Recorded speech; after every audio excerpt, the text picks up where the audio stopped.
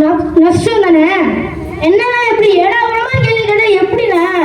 சரி நானே போய் வீடு தெரிக்கிறேன். நில்லு. என் கடைக்கு வந்துட்டு வியாபாரம் பண்ணாம போனா ஊருக்குள்ள சொல்லி உனக்கு வீடு கிடைக்காம பண்ணிடுவேன். ஐயோ வேணாமண்ணா. சரி இந்த ஓட்டு ஆகுதுன்னா 6 ரூபா. என்னன்னா 6 பேருக்கு 6 போனதுன்னா 6 ரூபாய்னா 10 ரூபா. சரி சொல்லுங்கண்ணா. நோ இங்கப்பா இங்க வியாபாரம். போண்டா எப்படி போடுறதுன்னு வடை எப்படி போடுறதுன்னு சொல்லி விட்டேன். நான் என்ன பலகார பள்ளிக்கூடம் வச்சிருக்கேன். இது டீ கடை. ஐயோ நான் அது கேட்கல. கலையா உன்னை குறைட்டு சொல்லுங்களேன். குறைச்சா வாங்கிப்பியா? வாங்கிப்பேன்.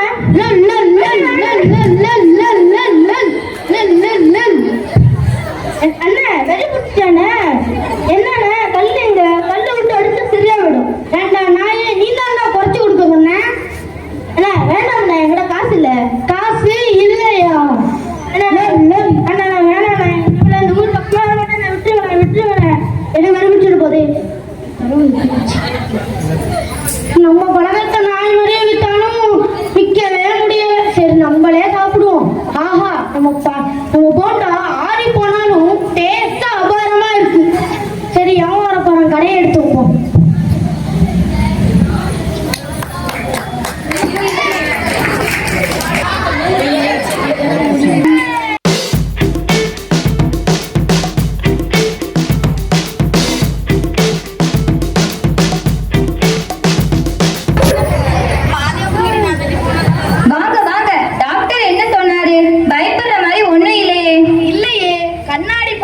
சிவப்பா டிப்டாப்பா இருந்தாரே அவரை பார்த்து நான் எதுக்கு போய் பொண்ணும்? அட உங்க உடம்புக்கு பயப்படுற மாதிரி ஒண்ணு இல்லையான்னு கேட்டேன். ஏமா யாருமே தெளிவா பேச மாட்டீங்க? எனக்கு எதுவும் இல்ல. அவர் தான் அங்கிதார நிரம்பி போயிட்டாரு. என்னங்க இப்படி சொல்றீங்க? அதை விடு. இன்னைக்கு என்ன சமையல் வாசனை தூக்கலா இருக்கு. உங்க சொந்தக்காரங்க யாராவது வந்திருக்காங்களா?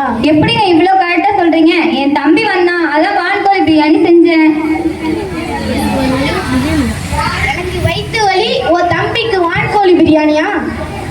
எங்க வீட்ல இருந்து யாரும் வந்தா உங்களுக்கு பொறுக்காதே. சரி அடுப்புல பாயாசம் கொதிக்க போகுது. கொதிச்சோடனே ஏலம் போட்டு இறக்கி வைங்க. நான் அப்பளம் பொரிச்சிட்டு வரேன்.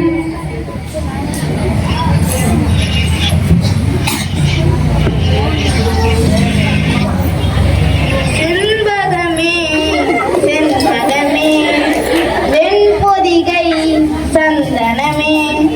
பாயாசம் ஒரு தரம், பாயாசம் 2 தரம், பாயாசம் 3 தரம். ஏமா இறக்கி வச்சிருவா? ஏங்க இப்படி சத்தம் போட்டு ஊரை கூட்டுறீங்க? நம்ம வீட்டுல பாயாசம் வைக்கிறதுக்கு ஊரே தெரியணுமா?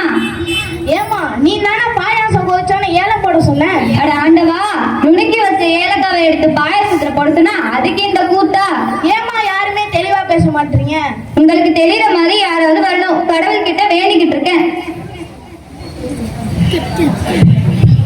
வணக்கம் அம்மா. என்ன நல்லா இருக்கீங்களா? நான் ரொம்ப தெளிவா இருக்கேன் மாப்பிள்ள.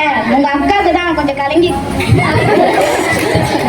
ஆமா மாமா, எங்க ஃப்ரெண்ட்ஸ் எல்லாரும் உங்களை தெளிவு தோமாசம் தான் சொல்றாங்க. சரி அதுக்கப்புறம் மாமா டீ கடையெல்லாம் எப்படி ஓடுது? என்ன ஓடுதா?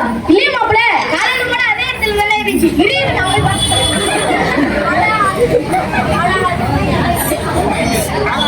அடா அது இல்ல மாமா, உங்களோட டீ கடையில வியாபாரம் எப்படி ஓடுதுன்னு கேட்டேன். நீனாவது கொஞ்சம் தெளிவா பேசுவாப்ல. அட இவர் இப்படிதான்டா தெளிவா சொல்லு நம்மள குழப்பிட்டே இருப்பாரு. சரி இப்ப தெளிவா புரியுற மாதிரி சொல்றேன். இலை போட்டிருக்கேன், சாப்பிட வாங்க. டே வாடா தம்பி. ஏமா இலைய எப்படி சாப்பிட முடியும்? உன் தம்பி வேற வந்திருக்கான். சாப்பாடு சாப்பிட சொல்லு. ஐயோ சாப்பாடு சாப்பிடதான் இலைய போட்டிருக்கேன். கடவுளே இவர் தெரிஞ்சுக்கிட்டு பேசுறாரா தெரியாம பேசுறாரா ஒண்ணுமே புரியலையே. நீங்க 2 பேரும் மொட்டையா பேசிட்டு என்ன பாரு சொல்றீங்களா? நான் ரொம்ப தெளிவா இருக்கேன். என்னை யாரும் எதுவும் செய்ய முடியாது. நன்றி வணக்கம்.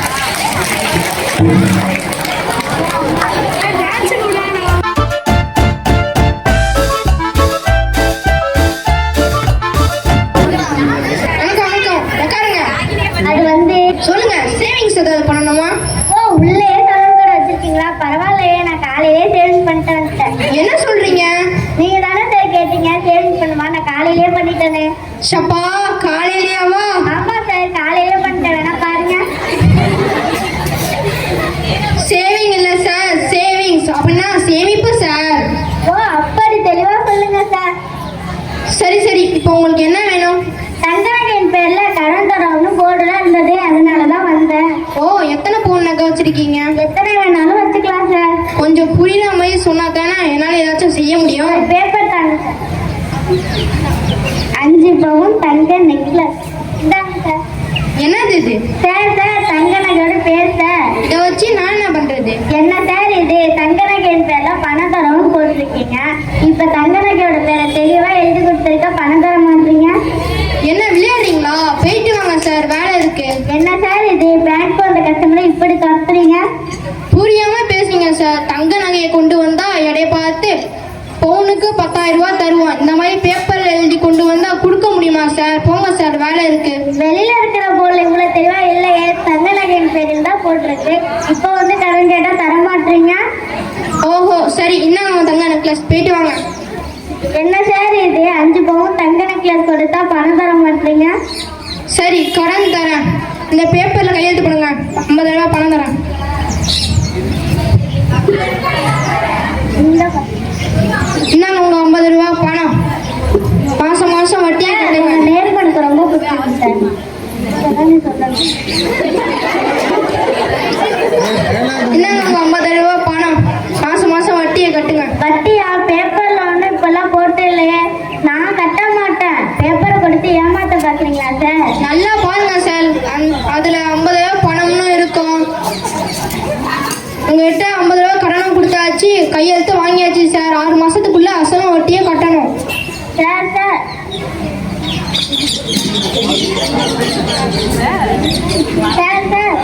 எனக்கு புரியல சார். கொஞ்சம் தெளிவா சொல்லுங்க சார். அதுதான் நெக்லஸ் மூலியமா தான் உங்களுக்கு கடன் கொடுத்துருக்கேன். கொஞ்சம் கொஞ்சமா கட்டுங்க சார். கொஞ்சம் புரியுற மாதிரி தெளிவா சொல்லுங்க சார்.